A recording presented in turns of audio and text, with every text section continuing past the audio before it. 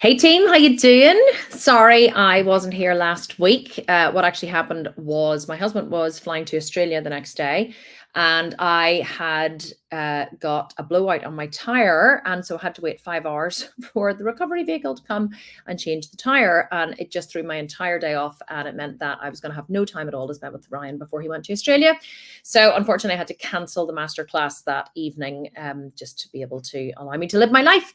But we're here this week. Going to talk about Facebook ads today. Now, obviously, Facebook ads. Let me just start the recording over here. Actually, let me just check my other recording is recording. 1 second. Yeah, it is, because I'm also recording these for shorts as well using another camera. So the thing about Facebook ads is, what I'm going to teach you today is a very broad overview of Facebook ads and of selling on Facebook and that kind of stuff. Like, obviously, there's so much to it. There's so much that you could get into. But I think that what a lot of people struggle with, mostly with Facebook ads, is they're scared of losing money. And I get it. Like, it's terrifying to be thinking of spending a lot of money and not getting anything back. So today what I want to do is try and take a bit of the fear out of it for you, because there are times when you should be spending money on Facebook ads, and there are times really when you just shouldn't. And it's important to know the difference, and it's important to know what you need to have in place before you set up a Facebook ad campaign. So just want to make sure that you guys know what you're doing as much as you possibly can from a 60-minute masterclass. And of course, if you have questions, I'm more than happy to answer them. But hopefully this is going to give you a kind of a broad, higher level overview of Facebook ads, what to look for, what are the pitfalls, and all the rest of it. So of course, I do have a slideshow today. Let me just pull that up for you. Here we go. Okay, so today we are going to talk about how to design Facebook ads that work. Let me just make this a little bigger. Perfect, there we go. Okay, so let's get started.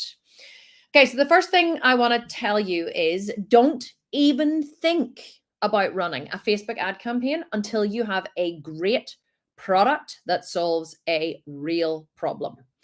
Ads will never sell a badly designed product. Too many people rush to start running Facebook ads thinking that this is the way to make money. It is not. The way to make money by selling programs online is to make sure that you have all of the marketing for your program nailed down before you spend a dime. To illustrate this, I just want to tell you a very quick story about something that happened only yesterday. So many of you will know, if you follow me online, that I have a yard of event horses. And I mean, high level event horses. We compete internationally. And so my stable manager is fabulous girl called Natasha, and she has a daughter who's the same age as my daughter, who is also homeschooled. So she comes to work every day and works at the yard. So recently I wanted to support Amy in her journey, and so I bought her a pony to ride.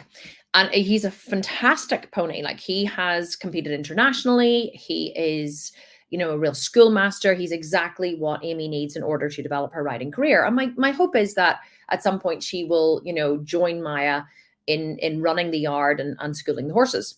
And so she went out yesterday and she did her first dressage competition. Now, Amy has ridden her whole life, but she's never really trained in the horses. She's, she can sit very confidently on a horse, but sitting on a horse is very different to actually training a horse. So she's really only at the beginning of her journey with that. And so she went in yesterday and she did her first dressage competition. And I told her before she went into the ring, I said to her all week, I was like, it's going to be a disaster. It's going to be horrendous. The test is going to be awful. Like, I knew it was going to be all of these things, because no one goes into their first dressage competition and absolutely nails it. No one. Because what you think is going to happen in your head and what actually happens when you get into that little white box are two very different things. So anyway, she went in, she did her dressage test. It was predictably an absolute disaster. She forgot her test twice. She, the horse wouldn't go on the bridle. Like, he ran around with his nose in the air, and she's not experienced enough yet to know how to put him on the bridle. And she was very upset whenever she came out of the dressage test. And I sat with her for a while and I talked with her and I said, what is causing you to be upset the most? And she said, I honestly thought that whenever I went into the dressage arena, he was just going to turn into a dressage pony. She goes, I mean, he's done this so many times. He's competed internationally in the big arenas. He's done all the Pony Club championships. Like, he has an incredible scorecard. And she said, I honestly thought that when he went into the dressage arena, he was just going to go on the bridle and he was going to carry me, if you like. That's what she was saying. She thought that he was going to take care of her in the dressage arena. And I said to her, no, that's not how it works. Like, the pony will try to get away with doing as little as possible. You're the one who has to set the tone. You have to set the pace. You have to make sure that your training is correct, that you know how to ride him on the bridle, that you know how to use your corners, that you know how to perform the moves. He will respond to your cues and he will do exactly what you tell him. So God love them. The two of them went in there and he was waiting for her to tell him what to do. And she was waiting for him to do what she thought he would just do. And the whole thing was a disaster. So why is this even relevant to Facebook ads? Well, what I realized whenever I started teaching people this information in online courses was a lot of people believed that if they started running Facebook ads, they would make money. They kind of believed that they could just do the bare minimum, if you like, and then start running ads and they were going to start making money. And I believed this in the beginning as well, to be honest. I thought that whenever I first started my first company, DeYoga Talks, I had this great online program. And it was an online detox program. And the program really worked. Like, it really was great. And it was beautifully designed. And I remember speaking to a friend of mine who ran quite a successful company. And she was saying, you got to set up your ads and you just got to start, right? And so it was so scary for me to set up these ads. And I was watching. So I set up the ads and I started them. And I was watching the money like drain out of my account every day, and there was no money coming in. I was only making a couple of sales, but I think in the end, like, I panicked after a week and shut them off. I think I'd spent about £1,000 on ads, but I'd only made about £200 in revenue. So I'd actually lost £800. And I remember being like, oh my God. And then and I just shut them off in a panic because they weren't working. And thank God I did, because what I didn't realize and what my friend didn't even know to teach me was there's many, many, many things need to be in place first before you even think about running a Facebook ad. And a lot of people used to think that if they could just follow my formula, they would be successful. So I have a lot of people copy my sales pages and they copy what I write on the sales pages. I've actually found people online who've literally lifted direct copy from my sales pages and put it on their sales page, like complete plagiarization. And I know why they do it, because they look at the Sculpted Vegan and they think, well, the Sculpted Vegan's, made $30 million.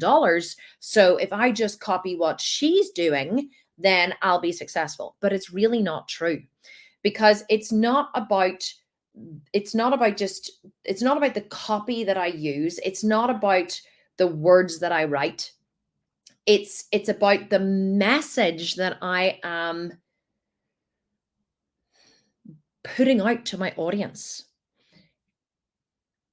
It's hard to explain, because of course now as I'm telling you this, I'm thinking, well, I'm going to teach you what copy to use and how to do your hooks and all the rest of it.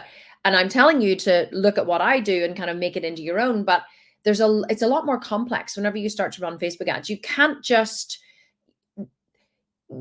have any copy, any ad, any graphic, any headline. You have to be very specific. You have to be very intentional about what you're doing in order for your ad to be successful. Just like Amy thought that she could go into the dressage arena and the pony would know what to do, you may think, well, I've created this great program, so I'll just, create a couple of graphics and a sales page and it'll be fine. And then I'll run my Facebook ads. It won't work, right? The gap between the great program and the sale is all of the things that you need to have in place before you even think about running a Facebook ad. And I taught you a couple of weeks ago about the importance of a sales page, about the importance of your messaging, about the importance of your hooks. You need to tell people exactly what they're going to get from your program. Your program needs to be very specific in its time frame, in its pain point. And then your sales page needs to be beautifully written, beautifully crafted, beautifully designed. Like, do not be designing your own sales page. You need to get a professional to do that for you, okay? So that it looks like it is a professionally designed sales page. So you need to have all these things in place before you think about running a Facebook ad. I think this is why Facebook ads get so much of a bad rap, because people try them before they're ready for them. And then whenever they don't work, they blame the Facebook ad, not realizing that they didn't actually set up all the things they needed to set up before they ran the ad. So let's have a look at what that looks like. So there are steps that you must take before you spend one single dime on Facebook ads. Number one, you have to find a real problem and solve it by writing a program. Create a program, whether that's a training, a live training, a written program, a combination of all three. You have to find a real problem and solve it first. Then you have to have the program beautifully designed. Don't design it yourself on Canva. You have to actually find a designer to design your program. Then you have to write ad graphic copy. So those are the words that go into the images that you will use in your Facebook ads. Then you have to write long and short copy to describe what it is that you're selling. So those are the words under the graphics that people will read. So the graphic will catch their attention, and then they will read what the program is about. And that's the long and the short copy. Then you need to record a sales video for the ad. Very important. You cannot just use graphics. Well, you can, but Facebook is giving a lot of attention to video right now. It wants people to use video. So if you're only using graphics, your ads aren't going to perform as well. You need to have a mixture of video and graphics. Then you need to have your graphics designed. Then you have to have GIFs made of your graphics. Why is this important? Well, because Facebook is favoring video, and a GIF is actually a video. So if you get your graphic created and then you take the words and you have the words slide in to the graphic, that creates a video. And if you put that into the mix of your Facebook ads are going to perform much better. And then lastly, you have to find a Facebook ads expert to run your campaign. Now, I bought a course on Facebook ads and I taught myself Facebook ads in the beginning, but that was in 2014. So you're talking 10 years ago. Facebook ads have greatly moved on in terms of their complexity and in terms of what it is you have to do to be successful in Facebook ads anymore. So I would recommend finding someone to run your Facebook ads for you. So your Facebook ad should have all of these elements: an effective hook. We're going to talk about what all these are. A call to action, imagery, colors, and language that match the landing page. So the landing page is either the opt-in page where they will opt in for your challenge or your webinar, or the sales page that they will land on to read about your product. If using a video, the video should always have captions because most people watch on silent. And if you're using a video, which you should be using a video, the video should always be under 2 minutes long. We aim for our videos to be under 1 minute long. So here are some image ads that we have run for the Sculpted Vegan. So here is one for the butt camp. So I want you to note a couple of things here. Number one, the strong hook. So the hook is 8 weeks to smooth thighs and juicy glutes. Now, we will use different hooks on different graphics. So we will have about 8 different images created with different hooks on it, and we will see which one performs the best. And then we will give more ad spend to the ones that are performing the best and less ad spend to the ones that aren't. We'll also have different images as well in the graphics. So we will play around with images and hooks in different combinations to see which ones perform the best, and then we'll direct all the ad spend to those ones that are performing the best. This one has a strong call to action, also known as a CTA, which is get it here now. And if you notice as well, the balance of the words and the pictures is even. The hook grabs attention. So in this one, we've focused on what they will get when they do the program, which is smooth thighs and juicy glutes. But in some of the other ones, we would focus on, win $20,000 cash, because people want to be thin and they want to be rich. That's it. And they want it fast. Thin and rich, fast. Thin or rich, fast. But people want to be rich and they want to be rich fast, and they want to be thin and they want to be thin fast. So you have to grab people's attention in the ad, because the only goal of your graphic is to catch people's attention, because people are scrolling, right? They're scrolling, and you want to catch their attention quickly. And if you catch their attention and they pause and they go, oh, that's interesting. Yeah, I want smooth thighs and juicy glutes. And they click to read. That's the next step. They'll read the copy. The next step is they'll click through to your sales page. The next step is that they'll maybe purchase. In fact, not even purchase, that they'll add to cart. And the next step is that they'll purchase. So you have 5 steps that you want your customers to take before they even arrive at your product. They have to see your ad, In fact, it's probably more than 5 steps. See your ad. It has to catch their attention. They have to stop at your ad. Then they have to click to read the copy on the ad. Then they have to click through to the sales page. Then they have to click through to your purchase page, because a lot of people will actually click through to the shopping cart but won't purchase. And then they have to purchase. That's actually 6 steps. So you're 6 steps removed from people see your ad to they actually purchase. And that's why every single one of those steps has to be as good as it can be. It has to be seamless. If you have any kind of hiccup, or you make them work too hard, or you don't have it clear on the sales page what they're going to get, or you don't have the price point clear. I remember once chatting to a girl or advising a girl about her ads, and her ads were not performing well. And whenever I went through to, I checked her whole funnel, and whenever I went through to her sales page, on her sales page, she made people opt in and give them their email address, give her their email address before they got to the price of the program. And and people were just going, you want my email address to even see the price? Absolutely not. And they were just clicking away. She wasn't making any money from her ads whatsoever. Don't make it any harder than it needs to be to move your customer from they see your ad to the sale. Okay. It's just step by step by step by step. Make it as easy as possible. So the ads must always match the design of the program. So in the 8-week boot camp, the program cover is like this. The whole program design is like this. All of the additional PDFs that they get with it are under this design. This is the design of the sales page. The ads are the same. Everything must be seamless the whole way through. When they see your ad and then they click through to your sales page must match your ad. Not exactly, of course, the same picture, same everything, but same fonts, same colors. It must seem like this is just a seamless continuation of what they have seen in the ad. That's what gives you the impression of being a professional company. So here's another one, which is, did we use the same picture? Yeah, same picture. Look, see, so you can even recycle pictures. So we just changed the color of the top. So same picture here. This is for Buns and Guns. And again, notice the strong hooks, okay?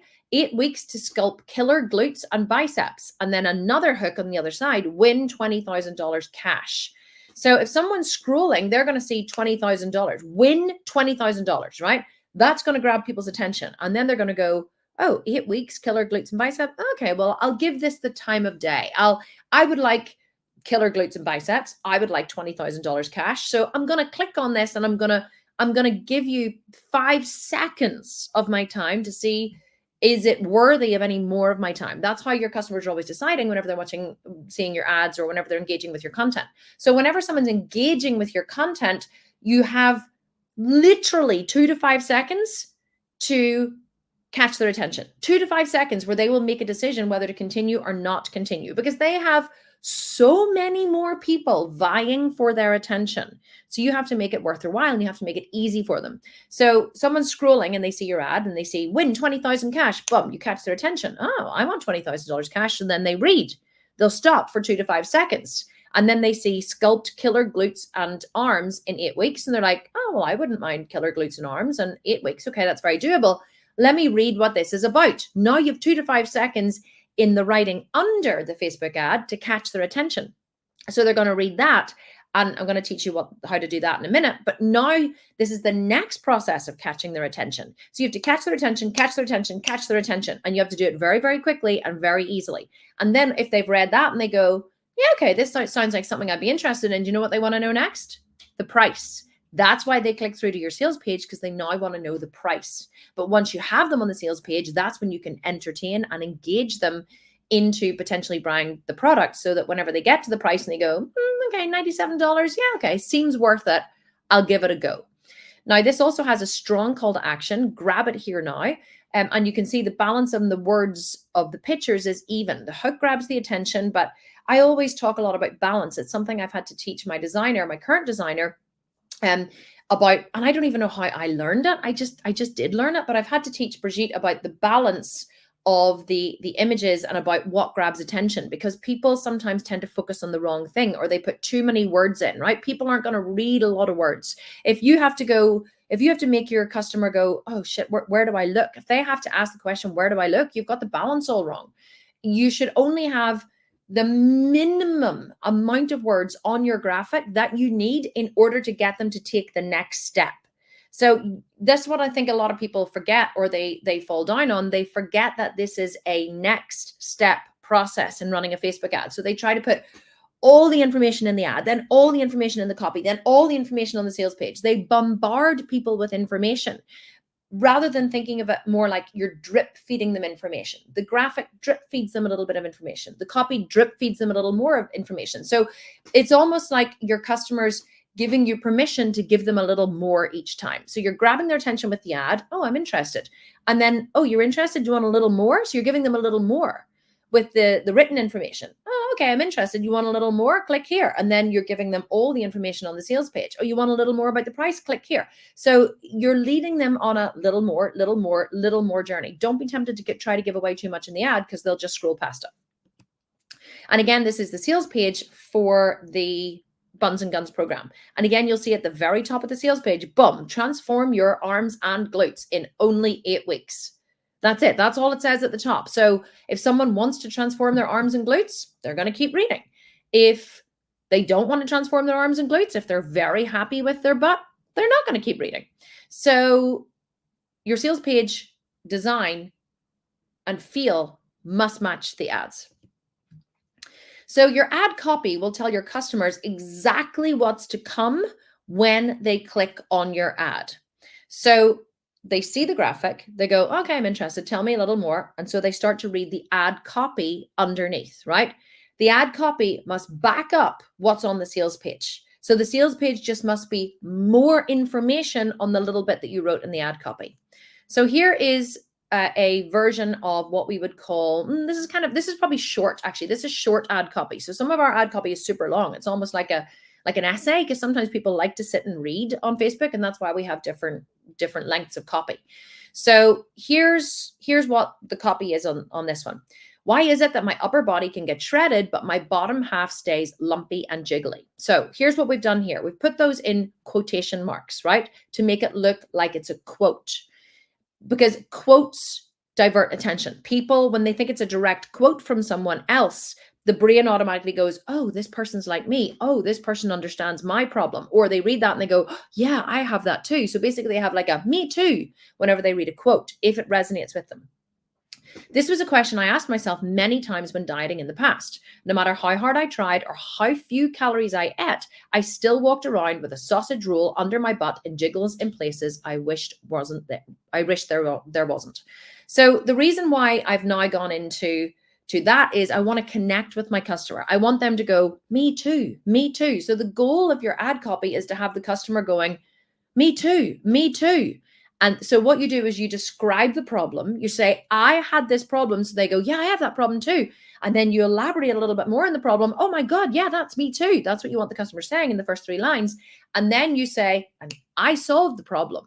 And here's how I solved it. So the next line is, it wasn't until I trained as a professional bodybuilder, what I'm dropping in there is a little bit of credibility, at age 40, and now they're going, oh, wow, I'm 42. She did this at 40. Okay, now I'm interested. This person has a lot of credibility and she's my age, that I realized I'd been doing it all wrong.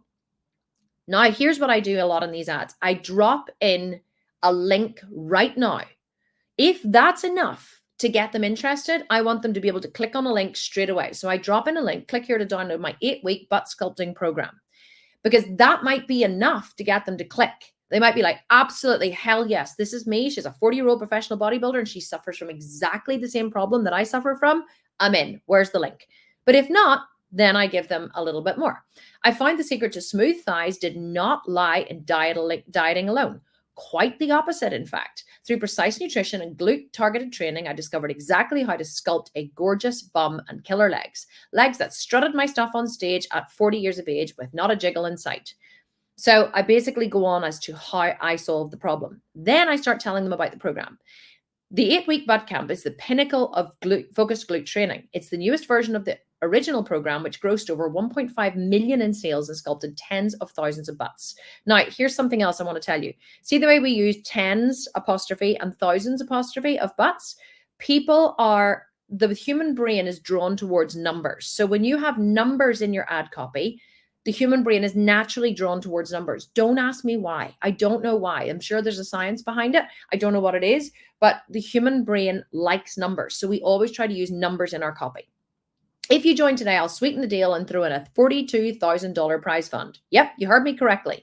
The member who makes the biggest transformation in 8 weeks will walk away with $2,000 in cash. To download the program today, simply click here. Lifting a butt cheek and winking at you. So I always finish with something cheeky to put in a little bit of personality. Now, here's why this copy is so important, and all of your copy should follow this thread. What I try and do whenever I am writing a Facebook copy is I try to think of something that is going to grab people's attention straight out of the gate. The first line has to grab their attention, and it has to be something that they also have done. One of my most successful lines ever in an ad that always got a load of attention and loads of clicks and engagement was the line, I was hiding a $10,000 debt from my husband.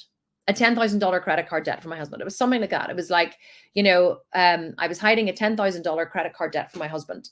And the thing is, women hide what they spend from their husbands all the time.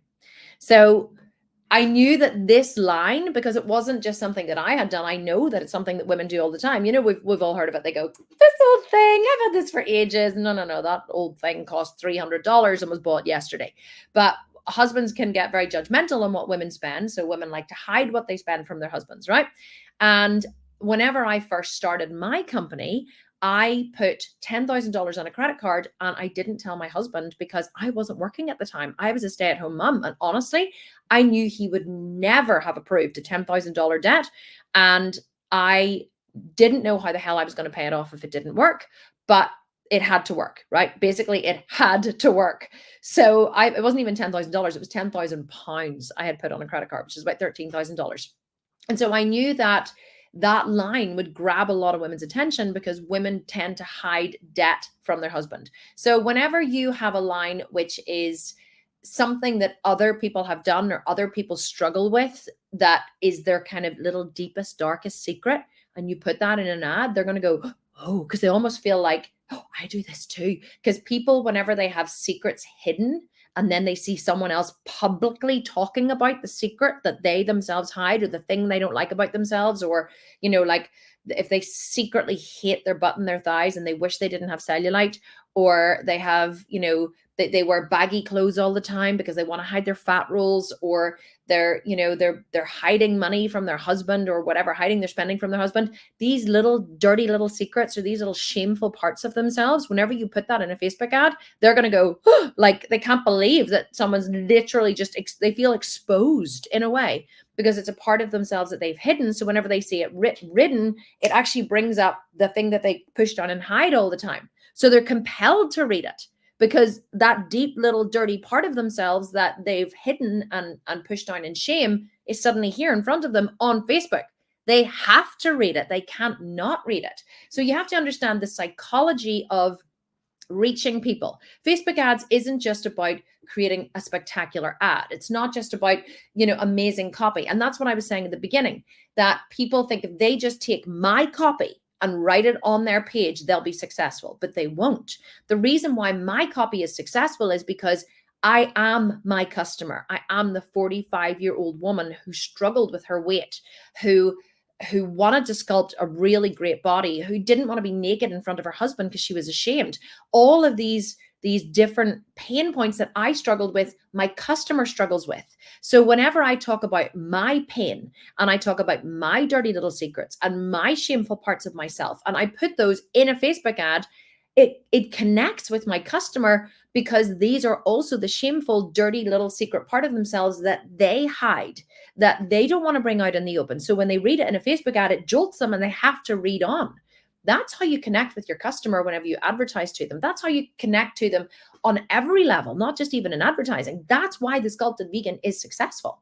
The Sculpted Vegan is successful because I'm not afraid to dig deep into the shameful, hidden, dirty little secrets that I have inside of me and bring them out and talk about them publicly. And that's what connects me to my customer, because human beings are actually all the same. We're really, really not any different. And so I could try on a 60-year-old man. I could try on a 10-year-old girl. I could try on a 15-year-old girl. I could try on a 30-year-old marathon runner. You can always find a way to connect with someone. And the better you become at this, the more you can write ad copy for, you can write ad copy for anyone. I've written ad copy for equestrians, friends of mine. I've written ad copy for so many of my friends, and they send me their ad copy and I'm like, no, let me rewrite this. And I rewrite it and send it back and they go, oh my God, how did you do that? I'm like, I just pretended that I was this person, or I found a context that was similar to this that I have been in the past that, that made me think about how this would feel. And I was able to try on the emotions I felt whenever this thing happened to me and apply them to this over here. And I put that on paper. So sales is emotional. Connecting with people is emotional. And if you can dig into the emotional parts of yourself and put that on paper, you're never going to be able to run a successful business. That is what causes people to be successful. It's the ability to understand yourself in such a way that you can talk about it and then have other people connect with it. So let's move on to how much should your ads cost? Well, much more than you think. I think that one of the biggest misconceptions is when people start running Facebook ads, they think that they're going to make a shit ton of money. They think that they're selling a $97 program and then they're horrified whenever their ad cost overall is coming in at like $75 or $80. And so what might happen is, in the beginning, if it's a really good program, your ad cost might be really low. So it might, like whenever we first start running ads, because we are very well known, the Sculpted Vegan, we have loads of people purchase our ads or purchase our program. So our ad costs can come in at like $10 per purchase, which is really low. But then as the ads start to fatigue, the ad cost can rise and rise and rise. So after, say, a 2-week promotion, our ad cost could be up at $60 per sale. So what we do is, in the very end, we take how much we spent and we divide that by how many programs we sold, and that becomes the overall cost per sale. And it can be anywhere between $40 and $65. Like, really, that's how much it costs to sell a program. And now if you're new to the market and you're marketing to cold traffic, and let's say everything, and by the way, everything needs to be perfect before you even run your ads, or as perfect as it can be. Incredible sales page, beautifully written, very well designed, great video, great ad graphics, killer copy, really strong hook, really strong call to action. So you have all of that in place. And if you don't have all of that in place first, your ads will not, you'll lose money. You will absolutely 100% guaranteed lose money. If you have all of those things in place first, then you have a good chance of making money. How much money are you going to make? Honestly, it can cost you anywhere, like I said, between $40 and $80 to sell a $97 program. Now, if it costs you $80 to sell a $97 program, you're still making $17 in revenue. And a lot of people are like, but only $17. I'm like, $17 is better than nothing. Like, you're still in profit. So the reason we always run cash competitions is because you need to give people a reason to act. Most people will procrastinate unless you give them a reason to act now. This is why it's always better to have a start date and an end date, and if possible, an incentive such as cash. The ad cost will be lower when you have these things in place. So if you have a program that people can purchase and start anytime, you're losing out on the very, very, very important sales tactic of scarcity. So scarcity causes people to act now, because people will see your ad and they'll think, oh yeah, I'll do that at some point in the future. I'll do that whenever. Whenever they're left to their own devices, people will procrastinate. So if you're selling a program, doesn't matter what program it is, if you're selling a product or a widget, then it's different. But if you're selling a program, I would highly recommend that you have a start date and an end date, because a start date will force people to take action. Now, if you can have an incentive, which is why we always offer cash prizes, then you're much more likely to have people choose your program over someone else's. Because don't forget, right? There are thousands, maybe millions of other people selling what you're selling. So people always ask me, how was I so successful in the fitness industry, in a saturated industry, because the fitness industry is absolutely saturated. Everybody and their mother is trying to sell fitness programs. But yet in 6 years, I went from being a stay-at-home mum who had never stepped foot in a gym to owning and running the world's largest online vegan bodybuilding company with a $30 million turnover. How did I do that? Very, very simple. Offering incentives, cash competitions. And I don't mean like $1,000 worth of protein powder. No, I mean real cash. The first ever cash incentive that we offered for the 4-week shred competition in 2018 was $5,000. That was the minimum in cash that I had offered. The most we've ever given away in one prize is $100,000. The Extreme Body Makeover program had $190,000 prize fund. Now, why do cash incentives work? Because there are millions of people offering fitness programs. Your customer literally has the pick of the bunch. They can choose any fitness program they like, and mostly all of them will get results. Our programs are not any better than any other fitness programs that are out there. I don't know, because I've never actually bought them. They're maybe better designed. They're maybe definitely better supported. They're, maybe better run. But really, any fitness program from any trainer that's worth their salt will work for you. So what makes people choose the Sculpted Vegan over all the other options? Because we offer more incentives. We offer more incentives. We dangle cash as a way to get them to choose us over someone else. And then once they've chosen us and they're in for the cash, they realize, holy crap, this company gives an enormous amount of value.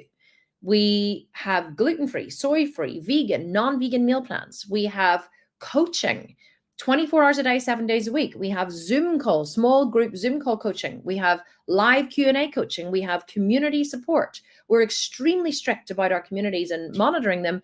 We eliminate any bullying immediately. We don't let anyone else coach our programs, or if they even appear to be coaching, we remove them. We have extremely high standards. And so it's a very safe, very supported place to be. But that comes after, because people assume they're going to be supported when they buy a fitness program. But unfortunately, they're not in many cases, because most people running fitness programs aren't the size of the company that we are, and most people aren't me. So even whenever it was just me running the company in the beginning, I still supported people around the clock. Me personally supported them around the clock, because that's the kind of person that I am. So we hook them in with big cash prizes, but what causes them to stay is the level of care that they get whenever they're with us. But that's why people choose the Sculpted Vegan over other people in the beginning. Now, why they choose the Sculpted Vegan now isn't the cash prizes. Why they choose the Sculpted Vegan now is because they know they can't get anywhere else what they get from us. That's what our customers tell us. That's not me making that up. They say, I actually bought other fitness programs or have bought other ones since you, and I always come back to the Sculpted Vegan because I can't get anywhere else what I get from the Sculpted Vegan. So, but you have to give people a reason to purchase yours in the beginning. And fast results and cash work. People want to be thin and they want to be rich and they want it fast. If you're in the fitness industry, in any industry really, and you understand this, you are way ahead of everybody else. The reason we always run cash competitions, just to read what's written on here, is because you need to give people a reason to act. Most people will procrastinate unless you give them a reason to act now. This is why it's always better to have a start and an end date, and if possible, an incentive. The ad cost will be lower when you have these things in place. It's extremely hard to sell a program that costs more than $97 direct to cold traffic. What this means is if you don't have an audience already that know you, like, and trust you, then you're advertising to cold traffic. In a cash competition shred program, our average cost per sale is around $40. But if you're new and unknown, it could cost up to $70 to $80 to make the sale. It's important to be realistic. Like I said earlier, a lot of people, start running ads, and in the beginning, maybe they're losing a bit of money while they tweak the ads, or they're not making as many sales, but they don't give them enough time. You need at least 2 weeks of data to figure out if your ads are going to be successful or not. And you have to understand that you're not going to make a lot of money in the beginning. So this is actually a graphic that Vanessa had created, my director of marketing had created a while ago for a training that we did. I'm not exactly sure if this is cost per purchase or cost. It must be cost per purchase or average cost per purchase, I think, of a $97 program. So, and again, I'm not sure how relevant it is now because it was created a few years ago. But as you can see, the different industries have different costs. So education, people will always pay to educate themselves. So you can expect a lower cost per ad in education. Technology will be high, auto will be high, and fitness, you can see as well in the middle there, is also reasonably high. So this was just to give you just like a little overview of what things will cost. If you want to sell a program that costs more than $97, you need to use either a webinar, a video sales letter, or a 5-day challenge. You run the ads to enroll people to your challenge, and then you sell the program on the final day of the challenge. It's riskier as you're paying for the ads up front with no guarantee of a sale. So whenever we are selling any program that costs more than $97, we never, ever run ads direct to sale. Because if it's under $100, people can make a purchase there and then. If it's over $100, they always want to think about it, or they usually have to check with the spouse. So you have to get them engaged, really believing in what it is that you're selling, and really believing that you have the solution to their problem in order to make money if it's more than $97. So how much should you charge? This is a lot of people ask this all the time. They're like, how much should I charge for my program? Well, it's very simple.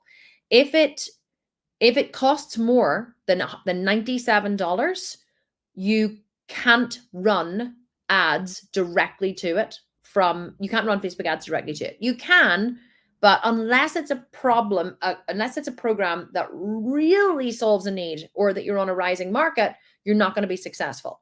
Okay. Anything over $97, it needs to be a 5-day challenge, a webinar, or a video sales letter. What's a video sales letter? That's like Marie Forleo's B School. So where she does like a 3-day training, it's pre-recorded, people show up and they watch the 3-day training, and then she sells B School at the end. So let's break down the numbers, right? Because I know that a lot of people are super interested in the numbers. So let's say you've got $1,000 to spend on ads, okay? And you decide that you want to do a webinar or a 5-day challenge or a VSL. It's going to cost you around $13 per registration. That's the average that I found. It depends, though, on what the product is. The other thing I have to tell you is if you're going to run, everything I'm saying here is dependent or assumes, everything I'm saying here assumes that you have beautiful ads, really well designed, a great hook, great copy, and a superb opt-in page. So if you're going to run a webinar or 5-day challenge, you need to have an opt-in page that people land on, sometimes called a landing page. So they see your ad, they click on it, they land on your landing page, your opt-in page, and that tells them what they're going to get if they sign up for the webinar or the challenge and gives them the different dates. That all has to be perfect as it can be. Assuming that, it'll cost you anywhere between $10 and $20 per registration. That means people who actually register for your webinar. If you register 76 people, which you will on average, you have $1,000 to spend, you will sell 2 to 5% of registrations. So this is where people get tripped up, right? And they don't understand the numbers. So let's say you register, it doesn't matter how many people you register. If you register 10, 100, 10,000, 100,000 people. The numbers don't lie. We have tested this across industries, across the board, across webinars, across challenges, across everything. So this assumes cold traffic. If it's hot traffic or warm traffic, you'll sell more. We ran a 5-day challenge last September to a lot of cold traffic, but also hot traffic because we hadn't actually released a program in 6 months. We ran a webinar, opened a program. It was a $500 program, and we sold 35% of registrations. 35%. It was massive. But that was the biggest amount of registration we'd ever had. It's only because they were hot traffic. So assuming cold traffic, assuming you're a new business, you're running Facebook ads to get people to register for your webinar or your challenge, you're going to sell 2 to 5% of registrations. So you're going to sell, if you register 76 people with your $1,000 budget, you're going to sell 1.5 to 3.8 programs. This means your program must cost $1,000 to break even, because you're going to spend $1,000 on ads. So in order to get the $1,000 back, assuming a 2 to 5% conversion rate, your program must cost $1,000. A lot of people don't understand this. They think, oh, I'm going to, sell a $197 program in a webinar. It's not that it doesn't work or it can't work. It can. And obviously, the lower the cost of the program, usually the higher the registrations. So you're probably going to be kind of on the 5% line, unless it's a really, really hot program that people really, really want, or you're on a rising market. The lower the cost of the program, it's probably going to be around the 5%. But even if you sell 5%, which is 3.8, right? And your program costs $197, you're going to make $748. So you're still going to lose money. So if you're going to run a webinar or 5-day challenge, the cost of your program really has to be about $497 or higher. So let's keep playing.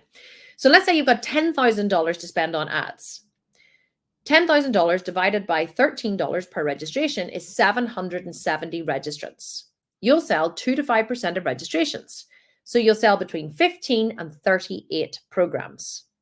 In this case, the program must cost $700 to break even. So let's do it on a 197 again. Let's say you sell 5% of registrations on a 197 program. So 197 multiplied by 38 is 7,486. You're still losing money. So you need to sell a lot of 197 programs to make a lot of money. But the thing that people don't understand is how much money it costs to register the people.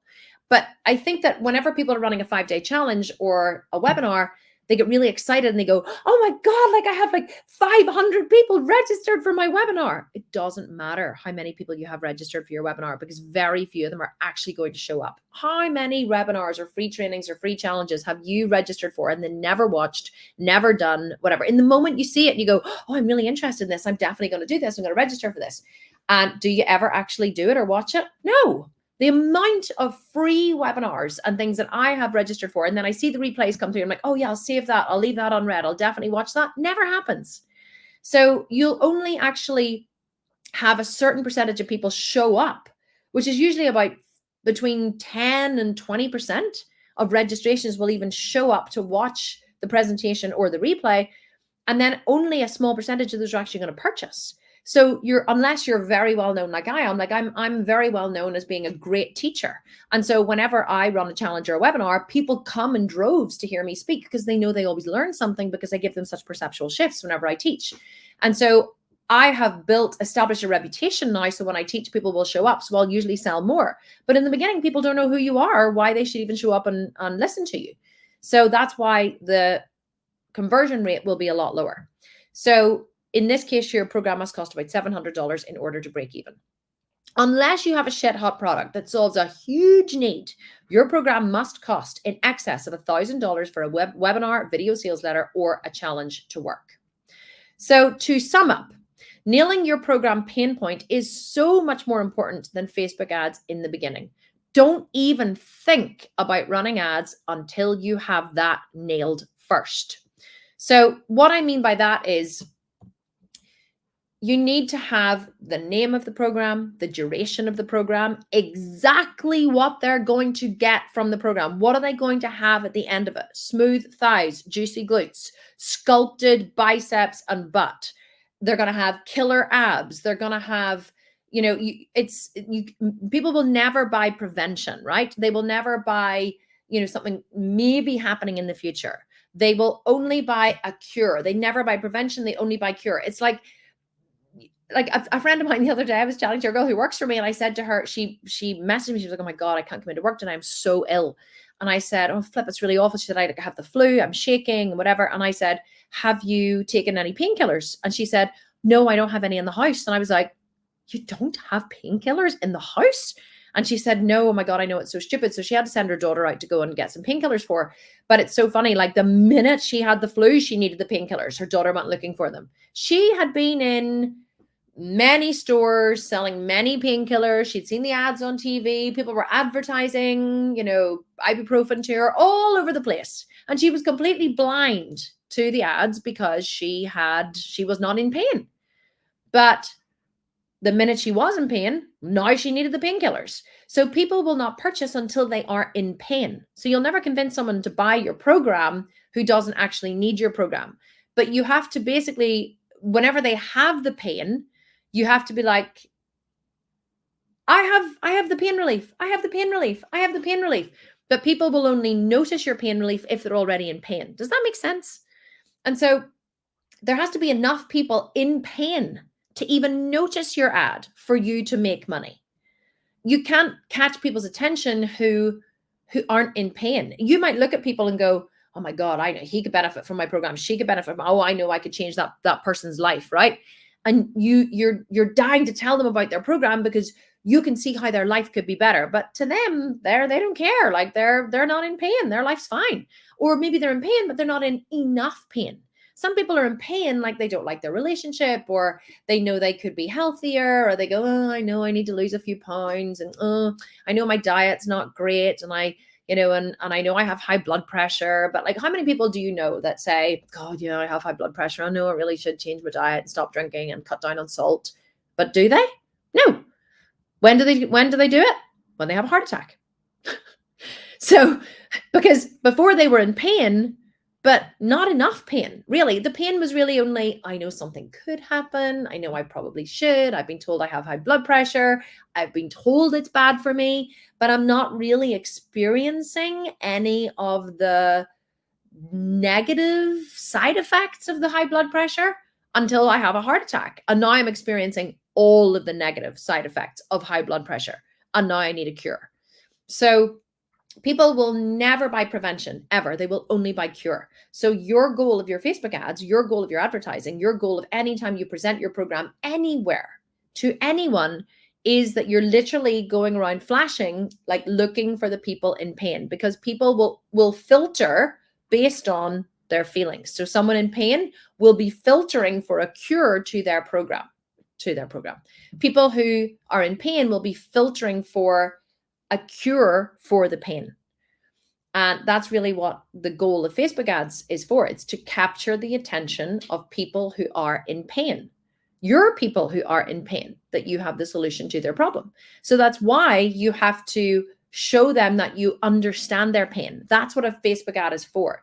It's to show people that you understand their pain, because that's what makes them notice you in the beginning.